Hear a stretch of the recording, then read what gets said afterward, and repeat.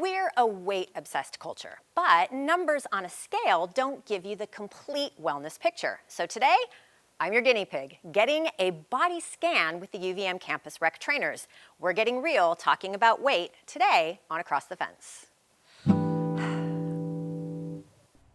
Hello, Vermont. Ready for your Friday workout? Are you surprised we're sitting down? Well, that's because I just finished having my in-body scan done. There you go. You can see how it went. I assure you it was painless. Basically me just standing still for 60 seconds. And now I've got the UVM Campus Rec trainers with me to talk about why thinking about body composition is more beneficial from a health and wellness perspective than just thinking about weight. Joining me are Anya Bizyakova. You all know Anna. She's just finished her PhD in occupational therapy? Yeah. Yep. And we also have Rosalie Benavides, a senior exercise science major who just graduated also, and you also were minoring in integrative health and wellness coaching. So basically everything that we're talking about today. Yes. It's really nice to have you here. Welcome. Thank you. Okay, so tell me more about the in-body scan. Like obviously I just did it, but what is it and how does it work? Yeah, so the in-body scan you just did it kind of does a complete picture of what makes up your body composition.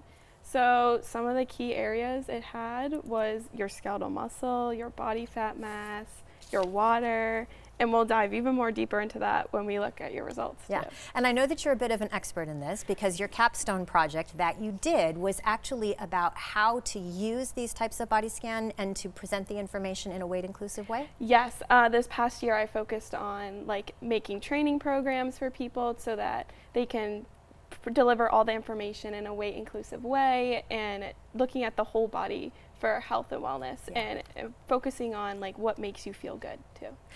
So what is the difference between weight and body composition?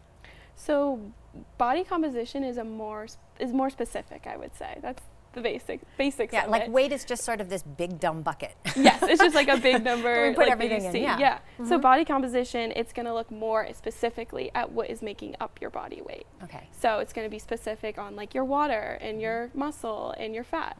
Well, weight is just going to be that general big number. Yeah, and in order to do the body scan, I had to do a couple things because normally you might do these in a series of body scans or you do them intermittently, right? Or every few months or something. I emphasize using it as a tool to track changes over time. So one scan might not be the most revealing for you, but seeing your progress over 5 or 6 months is the point. So there were little things like don't drink too much water beforehand, do what you would normally do and try to keeping it consistent because of course you don't want to load in a whole bunch of water weight, etc., and then try to get a scan. So how is this different from body mass index? Because I know you've heard that one. Anya's giving me a look. What is body mass index? So body mass index, actually Rosalind can give you a more precise definition of it. Yeah, so body mass index is the BMI, which everyone's probably aware of, which solely is based off your height and weight. As you can see, there's probably a lot of issues with that because you don't know what's making up people's weight. And for someone who maybe has more muscle, they might have a high BMI, which can be misleading compared to their actual functionality and health. Sure. Yeah, I've heard of people who are quite fit having been told by their BMI that they're actually in the obese category. Yes, exactly. So it's a little too dull maybe as a measure. It's not nuanced enough. I would say it's too broad and not as nuanced like you said. Yeah. Okay. All right, so I guess this is the moment and the body scan. So now there's an app that goes along with the in-body scan that we did. And so the results actually come in right on the app. And you got a chance to take a look at this. Yeah. Tell me what you saw. So one of the first main graphs, which I think is probably the coolest thing about the thing, is a segmented lean analysis, which basically looks at your skeletal muscle in your whole body, and it breaks it into the different segments of your body. So it allows you to see how much skeletal muscle you have in your right arm, in your left arm, in your right leg, left leg.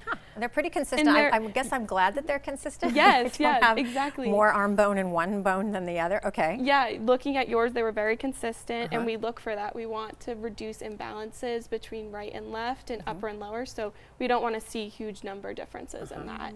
And then there's a muscle fat analysis. Yes, so does like a comparison of your skeletal muscle in your body fat to compare to the total, what makes up your total body weight. It does like a cool little graph, as you can probably see in the app, and yours was, I believe, a D shape, which was a classification for having a higher percent skeletal muscle mass compared to your body fat mass. Okay. And there's all different variations in that graph for every individual. And that's a great graph. I always go back to it, of emphasizing like continuing skeletal muscle growth, and you'll see that with that graph there. And then it actually gives me, it's giving me a comparison of what my BMI would be versus then a percent body fat. And it's actually, mine's pretty close. Like, looks like 21.8 BMI, percent body fat about 20.8%.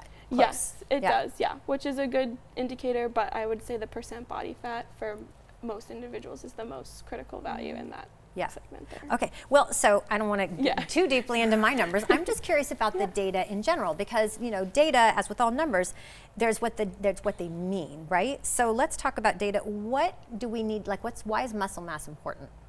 I can actually cover that.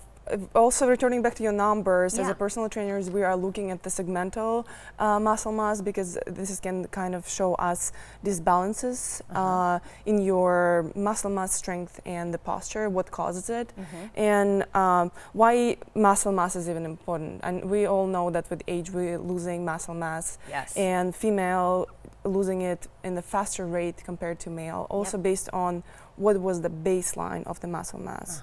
Our muscle mass, first of all, it helps us to engage into things that we want to engage. It helps us to be more independent functionally with age and be strong, be energized.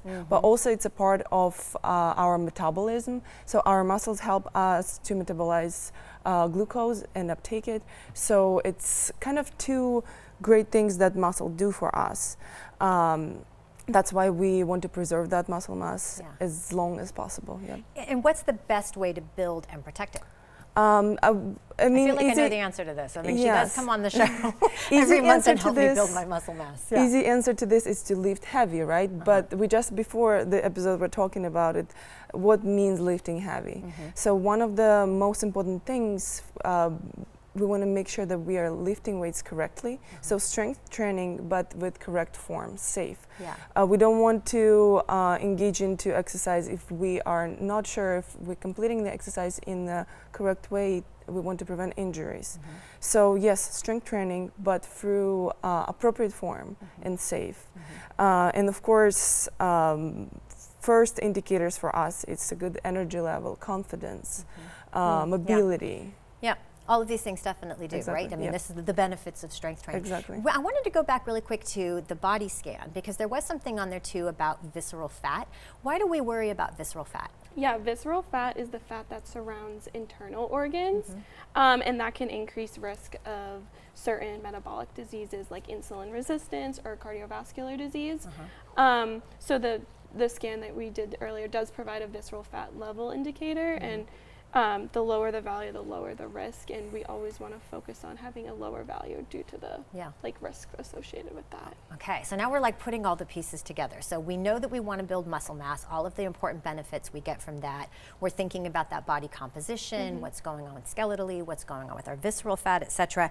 But how can something like a scan and not just standing on a scale help us move from weight to wellness?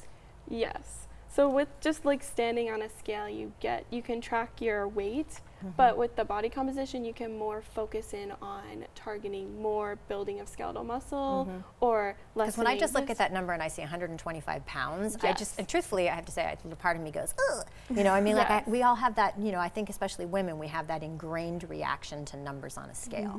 They make us feel not always great.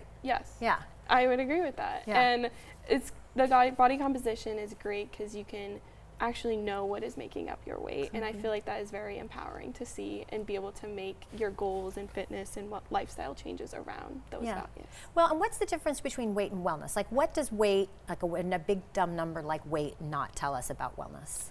I interpret wellness as being like how you feel in your body and how you are able to get through your daily activities, like in doing what you enjoy in life, and how your body is supporting you to get that done. And weight is just a value that can be kind of just along for the ride, I guess. Well, I like to bring up the fact that we don't necessarily know much about a person's health necessarily from their weight. Like for example, I am a small body type, but I have 2 heart conditions and I have high cholesterol.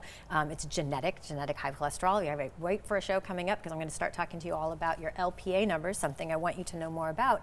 So there is a difference between what a weight number is and then truly being well. When I was in the Nutrition and Food Sciences department, we talked about this as weight inclusivity, which I think, of course, that's what you did your capstone on. So talk about weight inclusivity. Yeah, weight inclusivity is kind of the concept of accepting your weight as is and being open to all sizes of bodies and just ensuring everyone is functioning and are supporting themselves and not focusing on specific weight values. Yeah.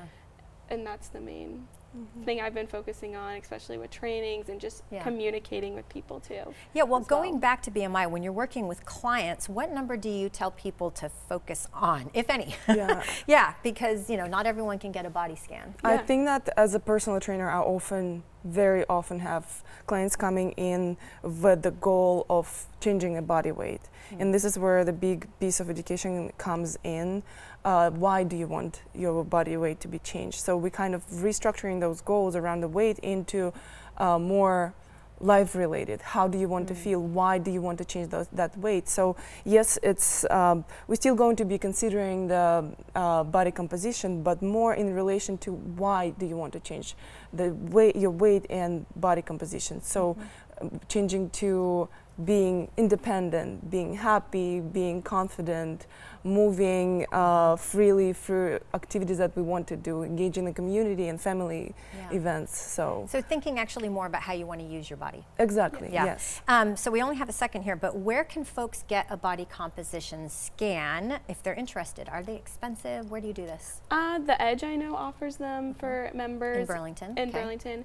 And then UVM Campus Rec, we offer them for members. It's for a 3 package scan is $60. Okay. And we do this 3 packages to emphasize spacing them out, getting tracking progress. Another benefit of continuing to get more deeply involved with Campus Rec. Well, we will be back next month with a new actual workout, but don't forget, you can rewatch all our episodes on our YouTube channel. The address is right there on your screen. To help you out, we've actually created a playlist to organize all the workouts together, and don't forget, you can also learn more about setting and achieving your workout goals on the UVM Campus Rec website. That address is right there too. Thanks to UVM Campus Rec, we're bringing you these shows the first Friday of every month, helping you stay strong and healthy and meet your exercise goals. We will see you again in August. And Rosalie and Anya, thank you so much for joining me today. Yeah, thank you. It's been wonderful. And as always, Vermont, thank you for learning and exploring with me today. And thanks to the team that makes Across the Fence possible. I'm Amy Finley. This is Across the Fence. Come back and let's learn and explore again tomorrow.